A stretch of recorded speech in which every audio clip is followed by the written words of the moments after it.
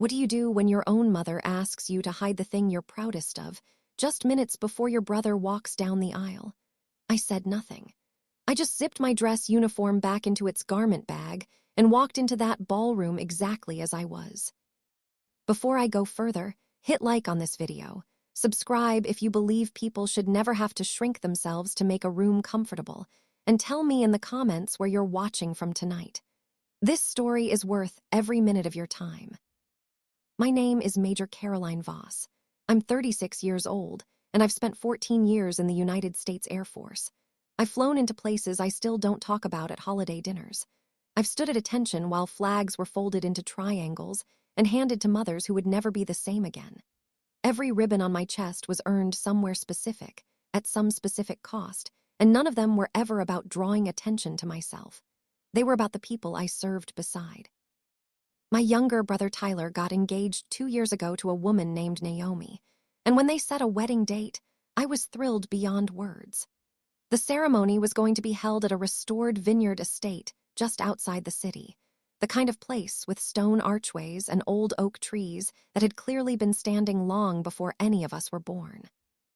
Nearly 200 guests were expected, including several of Naomi's family friends, a handful of well-known local business owners, and Naomi's father, a man named Richard Calloway, who I only knew by reputation as someone who had quietly funded half the community programs in our county. About 10 days before the wedding, my mother called me. Her voice had that careful, rehearsed quality it gets when she's building up to something she already knows I won't like. "Caroline," she said slowly, "I wanted to talk to you about the wedding. I already knew exactly where this was heading, because it wasn't the first time. I'll be wearing my dress uniform," I told her, before she could even finish circling the topic. There was a long pause on the line. "Honey," she finally said, "I just think, for something like this, a nice dress might be better." I asked her why. She hesitated, then said quietly that she didn't want anything to pull focus away from Tyler and Naomi on their day. I told her gently that I understood her concern, but that my uniform wasn't a costume or a statement. It was simply who I was, in the most literal sense the law allows a person to prove. She sighed and let the subject drop, but I could hear something unresolved still sitting underneath her silence before we hung up. The morning of the wedding, I ironed every crease into place myself. I polished my shoes until I could see the ceiling light reflected in them. I pinned each ribbon exactly where it belonged, in the order it belonged, because there is a right order, and it matters.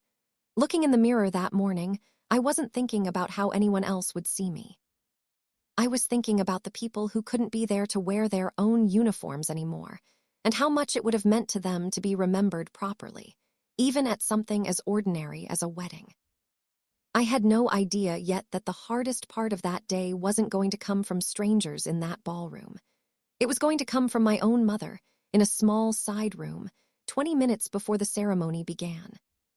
The vineyard estate looked like something pulled straight out of a wedding magazine.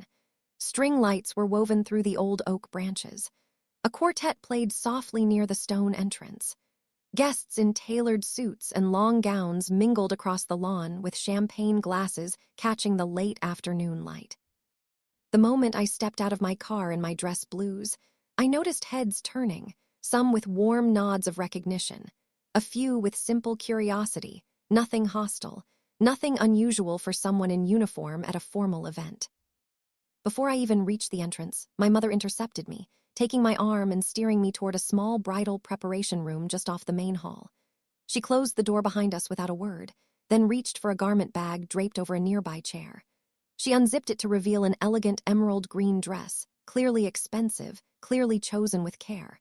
"I bought this for you," she said, hope written plainly across her face. I looked at the dress, then back at her.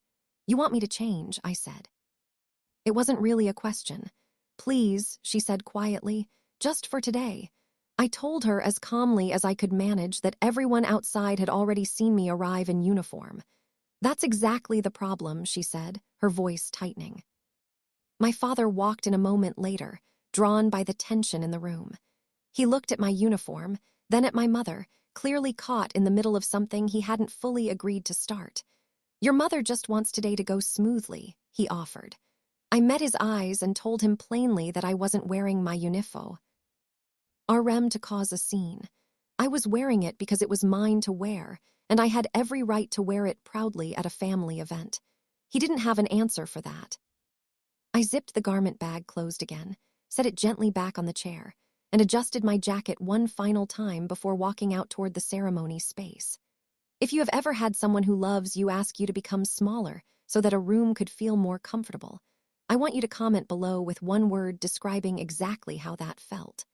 I read every single comment, and this story is about to show you exactly why that request should never be the price of belonging. The ceremony itself was lovely. Tyler and Naomi exchanged vows beneath an arch wrapped in white flowers while the late sun filtered gold through the trees. And for those 20 minutes, my family's tension faded completely into the background, exactly where it belonged. I noticed, though, that a few older gentlemen scattered through the crowd kept glancing toward my seat with a particular kind of attentiveness, the kind that comes from people who understand exactly what certain ribbons and pins mean, because they've worn some of the same ones themselves. After the vows, everyone moved into the grand reception hall, where crystal chandeliers threw soft light across round tables draped in white linen. I took a seat near the back, close to the doors, wanting the evening to stay focused entirely on my brother and his new wife, exactly as it should have been. Once dinner was cleared and the room settled into that comfortable lull before dancing begins, the MC stepped up to the small stage with a microphone. Before we move into the first dance, he said warmly, "We'd like to take a moment to recognize any veterans joining us this evening. If that's you, please stand so we can properly thank you for your service." Around the room, a dozen or so older men rose slowly to their feet, and the room broke into warm, easy applause, the kind reserved for a familiar and comfortable tradition. Then something shifted. One gray-haired veteran near the center of the room turned his head, caught sight of the metal pinned above my ribbons, and went completely still. He straightened his shoulders, and in a clear, steady voice that cut cleanly through the applause, he said, "Distinguished Flying Cross, right there in the back." The clapping died into total silence. Every veteran standing in that room turned toward me at once, and then, almost as if some invisible signal had passed between them, all 12 came to full attention. Caps came off. One after another, they raised crisp, formal salutes in my direction. I felt my throat tighten in a way I hadn't expected. I rose from my chair and returned the salute exactly as I had been trained to, with everything that gesture is supposed to carry. Nobody spoke. Nobody needed to. For several long seconds, that entire ballroom held its breath. Then someone began clapping, quiet at first, then rising, until the whole room was on its feet, applause rolling like a wave from one end of the hall to the other. I glanced toward my parents' table. My mother had both hands pressed over her mouth. My father was staring at those 12 veterans like he was seeing something for the very first time, something he had spent the whole afternoon trying to keep hidden in a garment bag. The applause slowly settled, but the entire feeling in that room had changed. Nobody was whispering about my uniform anymore. They were looking at it, and at me, with something closer to genuine respect. As I lowered my hand from the salute, I noticed a tall, composed man rising from the head table and walking directly toward me. It was Richard Calloway, Naomi's father, a man whose family foundation had quietly funded veteran housing programs and scholarship funds across 3 counties for over a decade. The room grew quiet again as he crossed the floor.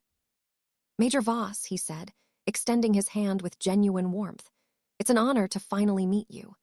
I shook his hand and told him the honor was entirely mine. He turned, took the microphone gently from the MC, and addressed the room. "If I could add just a moment before we continue," he began, and every table fell silent to listen. "I've spent more than 20 years working alongside organizations that support veterans transitioning back into civilian life," he said. "I've met remarkable people through that work.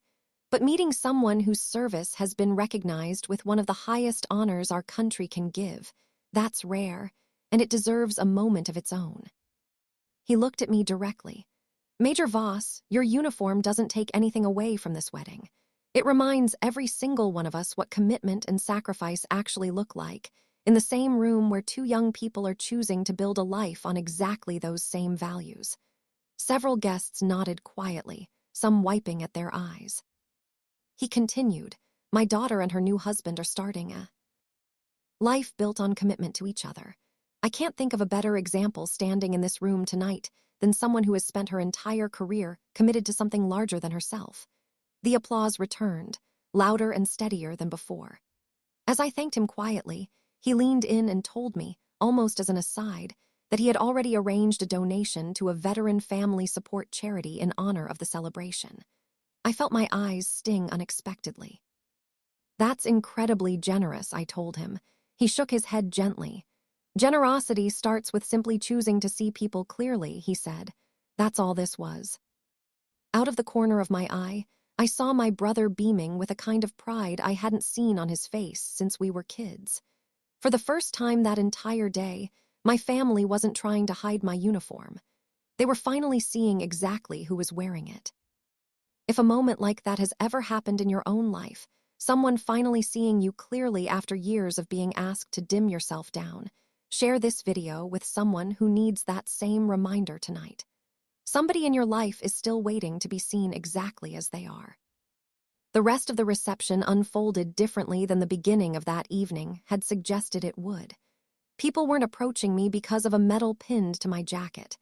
They were stopping to shake my hand, to thank me quietly, to share stories about a father, a sister, a spouse who had once worn a uniform just like mine. One older woman touched my arm gently and told me her husband had served nearly 30 years before he passed, and that watching me stand and return that salute had brought him back into the room with her for just a moment. Her words meant more to me than any applause could have. A little while later, my mother approached the table where I was sitting, and the anxious tension that had followed her through the entire afternoon had finally drained away, replaced by something quieter and more uncertain. "Caroline," she said softly, sitting down beside me, "I'm sorry." I turned to face her fully, and for a moment neither of us said anything else. "I wasn't embarrassed of you," she finally continued, choosing her words carefully. "I was afraid people would stop paying attention to Tyler and Naomi." I told her gently that I understood exactly what she'd been afraid of. She shook her head slowly. "I don't think I understood anything," she admitted. She looked out at the dance floor, where guests were laughing and spinning beneath the string lights. "The wedding is still beautiful," she said, her voice catching slightly. "And somehow your uniform never took a single thing away from it." I reached over and took her hand. "Respect doesn't steal anyone else's spotlight," I told her.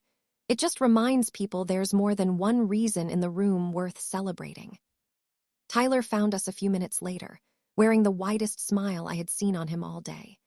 He pulled me into a hug and laughed that he'd spent weeks worrying about seating charts and floral arrangements, never once imagining the most meaningful moment of his entire wedding would be something none of us had planned at all.